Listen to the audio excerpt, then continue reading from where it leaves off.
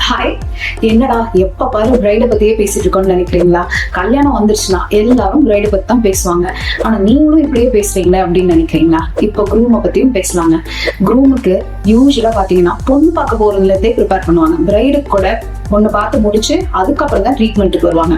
But வேற boys எல்லாம் பாத்தீங்கன்னா பொண்ணு பார்க்கறதுக்கு முன்னாடியே மேடம் எனக்கு ஹேர் ஃபால் ஆயிடுச்சு, ரொம்ப நாளாவே ஹேர் ஃபால் நான் கண்டுக்கவே இல்லை, பட் இப்போ கல்யாணம் ஆகும் போது ஒரு 26-27 இயர்ஸ் ஆனாலே அந்த கவலை வர ஆரம்பிச்சிடும். ஸோ அதுக்கு என்ன பண்ணலாம், ஏதாவது ட்ரீட்மெண்ட் இருக்கான்னு கேட்பாங்க.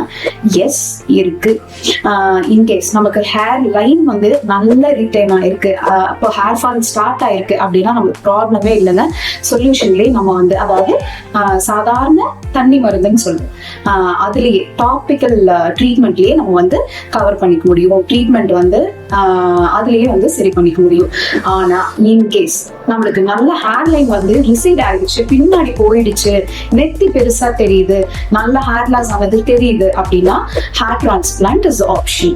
ஹேர் டிரான்ஸ்பிளான்ட்னா என்ன அப்படின்னா அது 1 day சர்ஜரி தாங்க. அது பண்ணதுக்கு அப்புறம் நம்ம அதுக்கப்புறம் எப்போ பொண்ணு பார்க்க போகலாம், எப்போ ஹேர் வளரும், இந்த கொஸ்டின்ஸ் எல்லாம் இருக்கும்.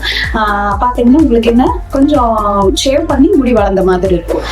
நம்ம ஃபுல்லா ஷேவ் பண்ண மாதிரி கூட இருக்காது. ட்ரிம் பண்ணதுக்கு அப்புறம் நம்மளுக்கு முடி வளர்ச்சி எப்படி இருக்குமோ அந்த மாதிரி இருக்கும். ஒரு 3 weeksல உங்களுக்கு டிஃபரன்ஸே தெரியாம வளர ஆரம்பிச்சிடும். அண்ட் நல்ல ரிசல்ட் நம்மளுக்கு தெரியணும்னா 6 months 2 yearsல இன்னும் நல்ல ரிசல்ட் இருக்கும். ஸோ இன்கேஸ் நீங்க பொண்ணு பார்க்க போறீங்க இல்ல கல்யாணம் ஆகும் போது அப்படின்னா 6 monthsக்கு முன்னாடி இருந்து ப்ரிப்பேர் பண்ண ஆரம்பிச்சிடும். ஐ திங்க் உங்களுக்கு இது யூஸ்ஃபுல்லா இருக்கும்னு நினைக்கிறேன். தேங்க்யூ.